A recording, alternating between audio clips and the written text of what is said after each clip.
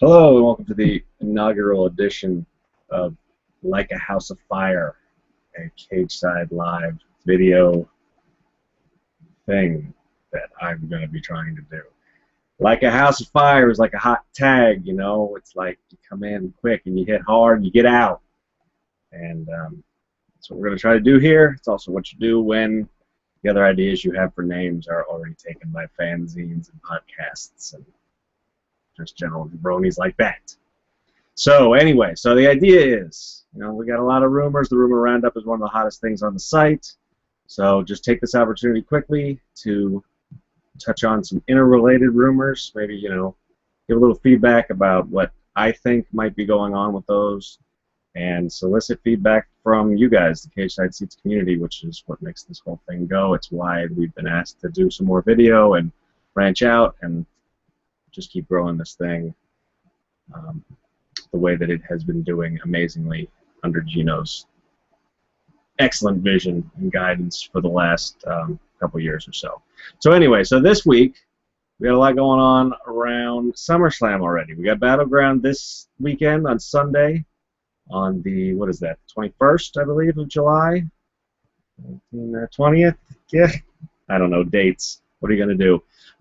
But we're already looking down the road. Everybody's hyped up for Lesnar Cena. Spoiler alert. It's been on a poster from Amazon. There was a Canadian pay-per-view commercial this week that was already hyping, the UFC NCAA champion against the greatest superstar of our generation. So we're already steamrolling towards that. So people are wondering, does that mean that Cena wins his fatal four-way for the WWE World Heavyweight Championship this summer? Sunday. Yes, he does. That's what that means. There's a possibility, I suppose, that he could somehow get screwed out of the title by Lesnar or Heyman or Cesaro, but it's probably not very likely. I don't think that they want to not have the title be front and center for SummerSlam and have it not be around John Cena's waist or over his shoulder, as the case may be. So, yes, I think that is a spoiler for Battleground, the SummerSlam main event. I don't think there's any way that John Cena isn't the WWE champion heading into SummerSlam next month in August. Couple other things that come up around that, though, that have people talking. One is on Monday Night Raw, Cena handed over half of his belt necklace, to Ric Flair, the big gold belt, the World Heavyweight Championship portion of his stuff that he had going on, and that Randy Orton carried for a long time, and Daniel Bryan only carried for about a month. So, so is that going to go away? It's gone from the website. A guy named Jason Martin, had an article about that on Cageside this week. They took it down. Under Cena's name, you only see the controversial WWE title belt design. They replaced the spinner that half the people hated with this thing that half the people hate. So what are you going to do? It's kind of like Cena himself. Yeah, I don't know. I mean, the WWE Championship isn't going anywhere. That's their brand. It's got their logo front and center on it. Maybe they'll go with a new design. There's talk that the scratch logo is going to go away and they're going to go with the cleaner W of the network as the main corporate logo going forward. So maybe there will have another belt design coming quickly. I don't know. Personally, I hope that I like them carrying around both of them. I think it kept us all guessing about when they were going to split them up. So, and it's just a much better design. Goldie. She said her name was Goldie. Sin City reference for everybody out there. So yeah, I don't know I haven't heard anything, and I don't got any juice on that. I hope they don't, but they very well might. It is a little clunky to carry around too. It sure as heck is clunky to say WWE World Heavyweight Champion. It's clunky to type it out when I'm writing stuff. So we shall see.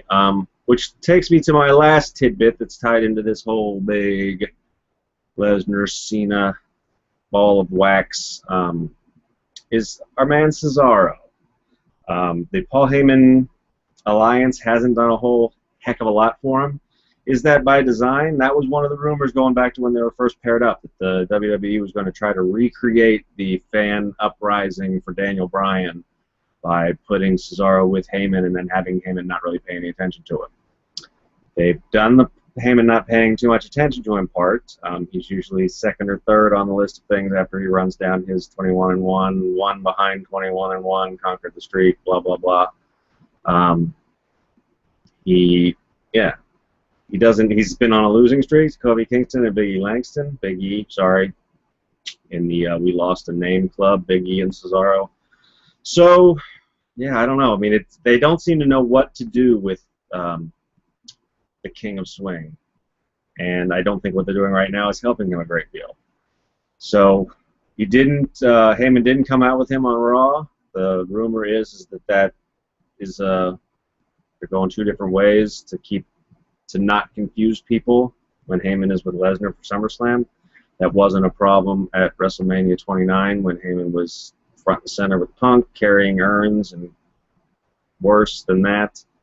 And also with Lesnar for his match at that WrestleMania in Miami. Didn't have that conflict of interest for this last WrestleMania 30. He was only with Lesnar for the Taker match. He had already parted ways with Ryback. But, you know, there's some people grumbling about how good of a manager is Heyman because he hasn't been able to get over anybody but Lesnar and CM Punk, two guys who were already over.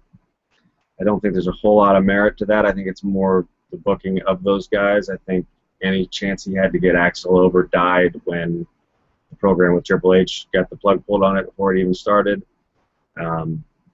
And similarly, I don't know what they're doing with Cesaro. I thought that letting him not do the giant swing move was kind of cool. It was a good way to get heat on him. The fans wanted to see that. They wanted him to be a heel, so he wasn't doing it.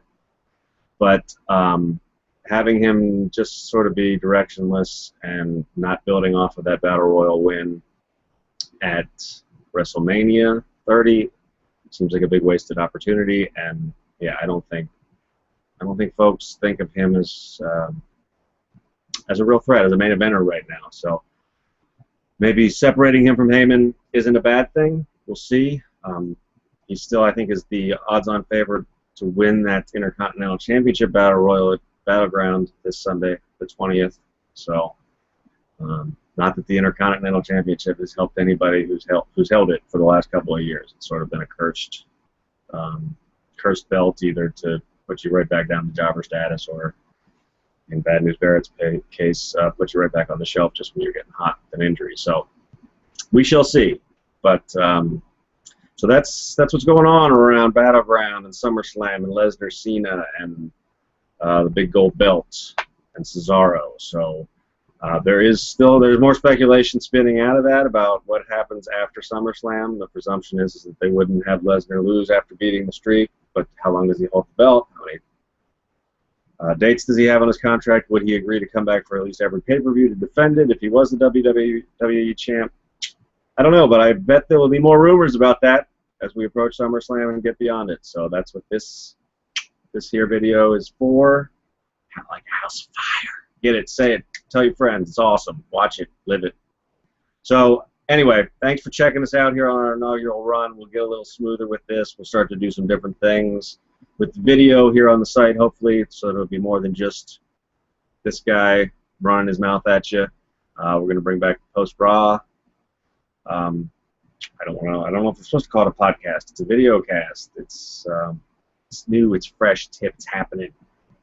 Cageside Seats. Like a House of Fire. Sean Rueter. Get at me on Twitter at S1Rude. Read me on the site. Bye.